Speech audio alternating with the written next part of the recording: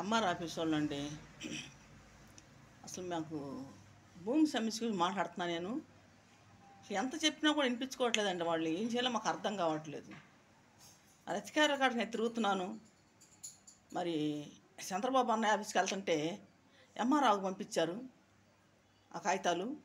మరి ఎంఆర్ఆవు పట్టించుకోవట్లేదండి. పట్టించుకోవట్లేదు. భూమి సమస్య ఇప్పుడు అంతకుముందు సర్వే చేశారు. మరి సర్వే చేసినప్పుడు అక్కడికి రికార్డు తెచ్చారు, అడంగలు తెచ్చారు. అట్లా మా పేర్లు కూడా చదివారు. ఎక్కడ భూమి అంటే అన్ని కూడా మేము చూపించామండి. 4 సార్లు చూపించాము ఆ భూమిని. మరి ఇప్పుడు నేను చంద్రబాబు అన్నయ్య ఆఫీస్లోనే పెడుతున్నాను కాగితాలు. పదే పెడుతున్నాను. ఇదే సంగతి నేను దొరుకుతున్నాను. ఎన్నిసార్లు చెప్పి ఇదే మాట చెప్తున్నాను నేను. ఎన్నిసార్లు చెప్పినా వాళ్ళు బుర్రకి ఎక్కట్లేదండి. అసలు ఎంఆర్ఆ వాళ్ళు అసలు తారుమారు చేసేస్తున్నారండి.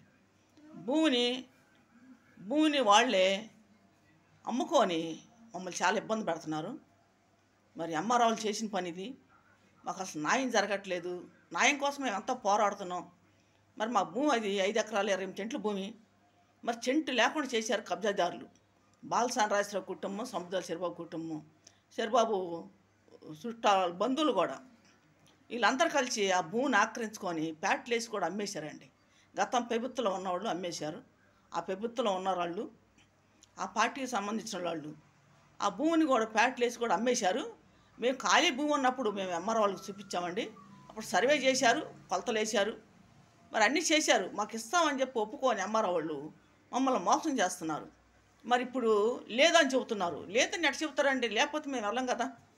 ఇప్పుడు పొలం ఉందని, మా భూమి ఉందని కదా మేము వెళ్ళి చెబుతున్నాము. లేకపోతే వాళ్ళైనా మరి ఎందుకు వస్తారు? ఆ సర్వేకి ఎందుకు వస్తారు? కొలతలు ఎందుకు వేశారు?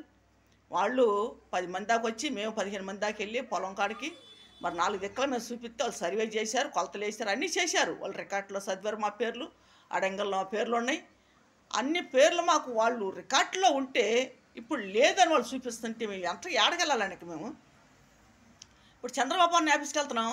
చంద్రబాబు అనే చూడడం. మరి అక్కడ ఉన్న వాళ్ళు చూస్తారు. వాళ్ళు ఏం చేస్తున్నారు? ఎంఆర్ఐకి పంపిస్తున్నారు కాగితాలు. ఈ భూమి గురించి ఏదో చూడండి అని పంపిస్తున్నారు. ఈయన ఏం చేస్తున్నాడు? గతం ప్రభుత్వంలో ఉన్నప్పుడు వాళ్ళు అమ్ముడు పోయారు. ఎంఆర్ఐ వాళ్ళు కబ్జాదారులకు అమ్ముడు పోయి వాళ్ళు రికార్డులు తిరగదిప్పేశారు. రికార్డులు మార్చి పారేశారు. పాత రికార్డులు పక్కన పెట్టి కొత్త రికార్డులో పేర్లు ఎక్కించి, ఆన్లైన్లో మా పేర్లు తెప్పించి వాళ్ళ పేర్లు ఎక్కించి, కబ్జాదారుల పేర్లు ఎక్కించి ఈ రకంగా చేస్తున్నారండి ఎంఆర్ఐ వాళ్ళు. మేము ఎంత మొత్తుకున్నా అసలు ఎంఆర్ఐ వాళ్ళు అసలు వింటలేదు ముందు. అది ఒక సెంటు కాదు, 2 సెంట్లు కాదు, 5 ఎకరాల 20 సెంట్లు భూమి. అది భూమి గవర్నమెంట్ ఇచ్చింది మాకు. ఇందిరాగాంధీ టైంలో వచ్చింది. ఇందిరాగాంధీ గారు అందరికి లేని వాళ్ళకి పంచారు వాళ్ళు. ఆ రోజుల్లో ఆమె పంచింది ఆ భూములు కూడా.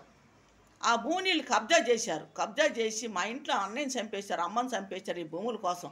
ఇప్పుడు మా మీద, మా బిడ్డల మీద దాడి చేస్తున్నారు. నేను అన్నీ పదే ఇదే మాట చెబుతున్నాను. ఎన్నిసార్లు చెప్పి ఇదే మాట చెబుతున్నా. మరి వీడియో చూసే వాళ్ళు కూడా ఇసుకు పుట్టిద్ది. ఎందుకంటే ఈ రకంగా నేను చెప్తున్నా కూడా ఎంత మొత్తుకున్నా వింటలేదు. ఎవరన్నా అధికారులు చూస్తారు ఈ వీడియోలు చెప్పి నేను చేస్తున్నాను. మరి ఎందుకంటే నిన్న కూడా పోస్ట్ మ్యాన్ వచ్చి మీకు కాగితాలు ఇచ్చామా అంటే మా కాగితాలు ఏమని పంపిస్తాడు?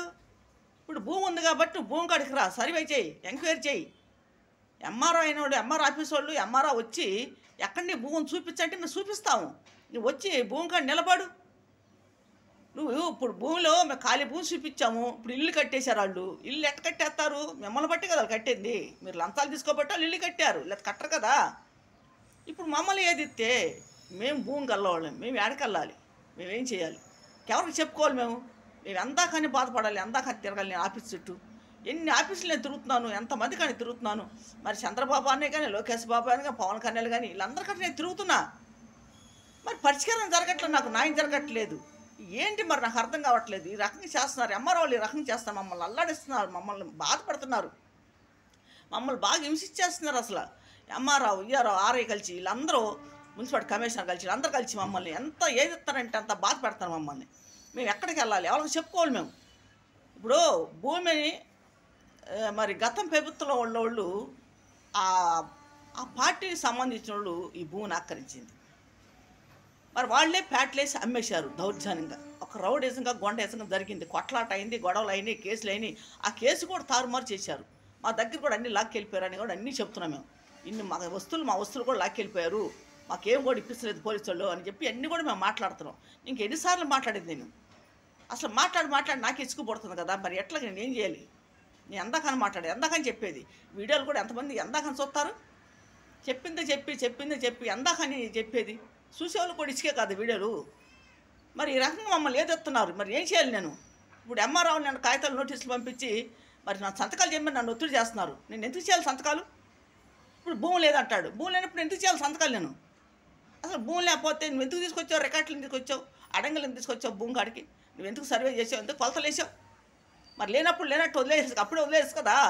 మీరు లంచాలు తినేసి వాళ్ళ దగ్గర, కబ్జాదారుల దగ్గర లంచాలు తినేసి మీ ఇష్టం వచ్చేట్టు మీరు చేసి ఇప్పుడు మమ్మల్ని బాధ పెడుతున్నారు. చాలా హింసించేస్తారు మమ్మల్ని. వీడియో చూడండి. నేను అసలు మాట్లాడలేకపోతున్నాను, ఎందుకంటే పద్దాకి ఇదే మాట్లాడి నాకు ఇసుకుపడుతుంది. మరి ఈ రకంగా చేశారు, గత ప్రభుత్వం వాళ్ళు చేశారు, మరి జగన్ ప్రభుత్వంలో ఉన్నవాళ్ళు చేశారు. మరి ఆ భూమిని కూడా వాళ్ళు ప్యాట్లేసి కూడా అమ్మేశారు. ఖాళీ భూమిని చూపించాం మేము ఎంఆర్ వాళ్ళకి. ఇప్పుడు ఆ భూమిని కూడా వాళ్ళు మరి అమ్మేసి ఇల్లులు కట్టి దాంట్లో పారీలు కట్టి వాళ్ళు ఇష్టం వచ్చినట్టు ఒక రౌడీజంగా చేశారు, ఒక గూండాయిజంగా చేశారు. మేము భూమి కాడికి వెళ్తే మమ్మల్ని 30 మంది కలిసి మమ్మల్ని కొట్టేశారు.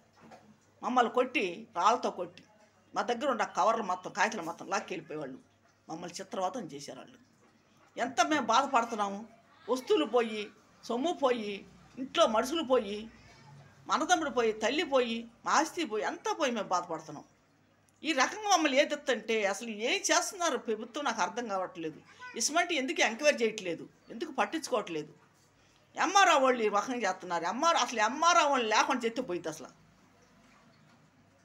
ఇప్పుడు ఇదివరకు వెనకటోళ్ళు ఏదైనా పరిష్కారం చేయాలంటే గ్యామ్ పెద్దలు పరిష్కారం చేసేవాళ్ళు.